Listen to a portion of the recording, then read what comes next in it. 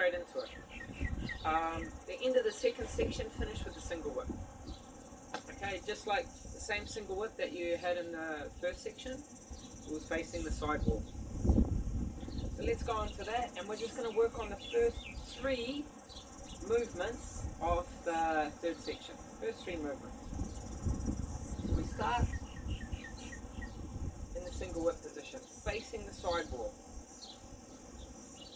Now the first movement, we step back with the right leg to the corner, to the front corner. And as we step back, we do a roll back with the front hand, left hand. So the thumb sort of comes up slightly.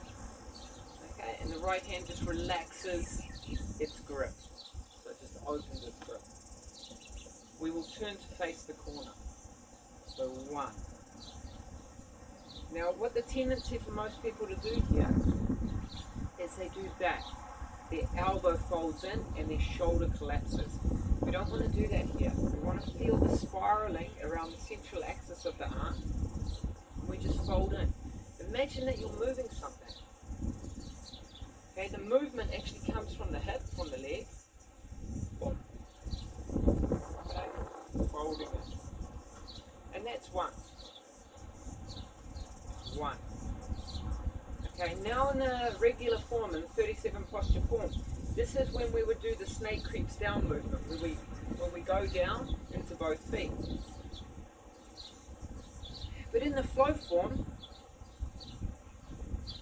because we don't have the wide stance, because we don't have the dual weight, we only have one weight, it's not a good idea to be leaning forward or backwards. Okay, so we don't want to bend down like this and then come up.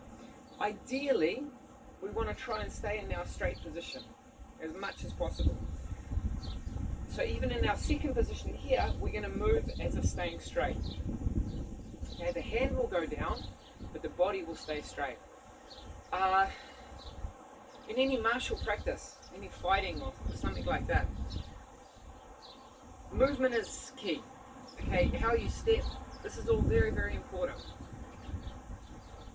And to step the easiest, with the least amount of tension in your body, which means your body is ready and effective for any attack or any different forces coming towards your body, ideal position is to be upright, straight upright. Then you can change, fold, move in different positions. Folding with the arms, right, or with the legs. But if your body goes on an angle, it's a delay to come back straight. Okay, so in a martial sense, it's not the perfect idea. If you're doing your partner work, your free partner work from another Tai Chi school or something, or a system, and your feet are in a fixed stance, it's okay to move like a ball. Okay, to have the strength and moving like a ball. You can do that, but you've got the balance of 2 legs. When you're in a real situation, in a fighting situation, you don't want to be standing ground. You don't want to be digging in. You want to have the ability to move, to function. You can move big, small. So in this sense, in the third section, this is why we are not bending ourselves down. Okay, we're going to stay straight as we go into the second movement. I'll show you now. 1, 2. So we're going to step with the left leg. The left foot is going to go to the corner. So we're going to turn it right out to the corner. Okay, as we do that, left hand comes down. So it starts to come down. It will slide. Doesn't have to touch the body, but it has the sensation of sliding along. And then the right leg is going to come up. So the first golden cock position. You can't see exactly what my hand is doing, but I'll turn around to face you next. So 1. So instead of bending down here, we allow our arm to go down. We step with the left leg, slide through. 2. That's the second position. Now in this position, this is the golden cock. We are facing the side wall. The foot is out toward the corner, not straight.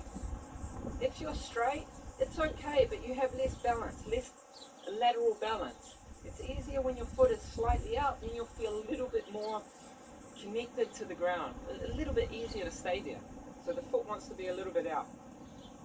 Now as you drop your leg, have that intention more from the knee rather than the foot. So you're not trying to lift the foot as you come up. Let the foot go, pull with the knee. It's the hip coming up, but the hip is nice and relaxed as it does so. Yeah? As the right leg comes up, right hand comes up. So they're synchronized together. I'll show you again. 1, 2. Oh, I'm not going into 3 just yet. I'll do that again. 1, 2. See how the momentum comes in? Straight up, into position. I'll turn around to face you so you can see what's happening with my arms. 1, that's facing the corner. 2, the foot steps out, hand goes down, body doesn't lean forward. Body stays straight, hand leads forward, right hand comes up. Now in that position, this knee position, it's not out. Okay, when your knee comes up, you're somehow protecting your groin a little bit. Okay, you're not leaving yourself exposed. This knee is slightly turned in, just slightly. Okay, and the foot is not holding on, it's relaxed. Hips are soft, this is not straight. Okay, you don't want to be locked in the leg, it's soft. So you can feel the ground, you feel free in a way that you can move. You can move this leg in many different places. Okay, because you're completely connected, you're not up.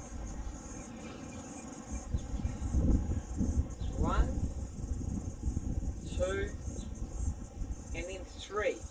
So with the 3, okay, sorry, right thumb is in line with the nose. Right thumb in line with the nose, and your hand is facing up. It's not like this, up.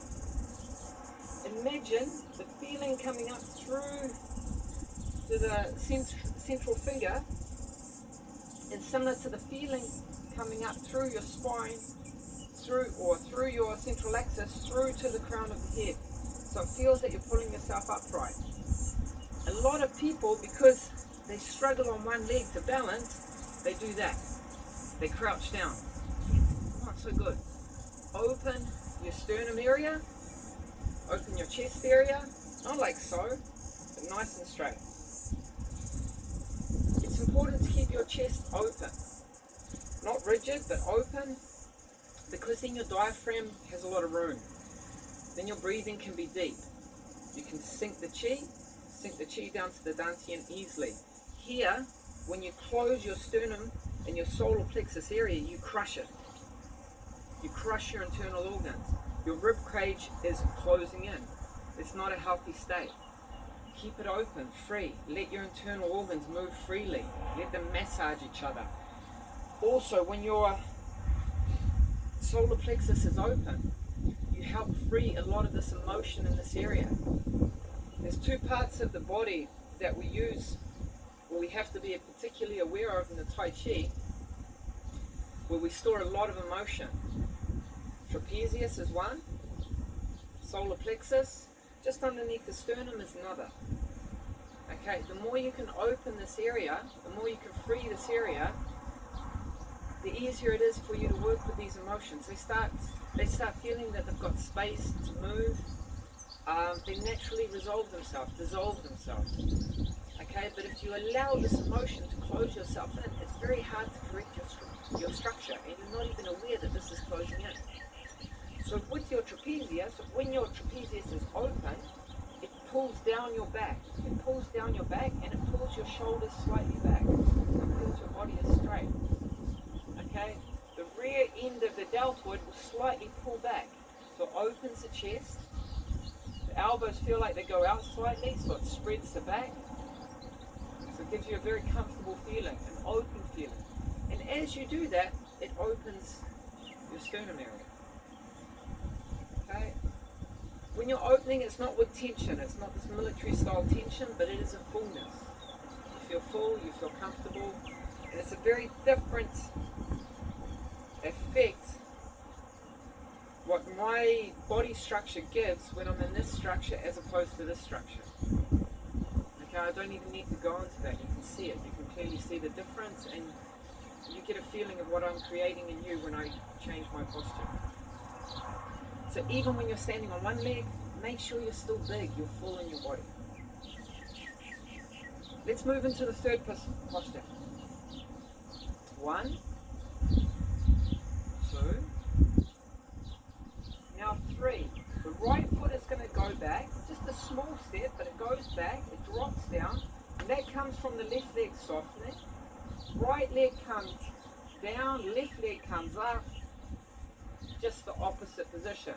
So left thumb in line with the nose, right hand protecting the groin, so it's protecting the groin, left leg up, leg relaxed, hips down.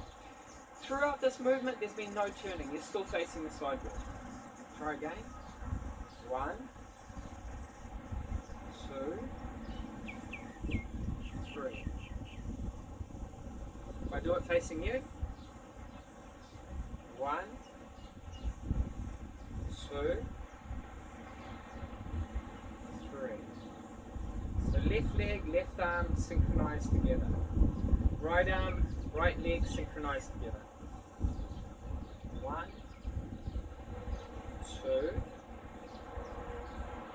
3. Okay, and now the first 3 movements of the third section.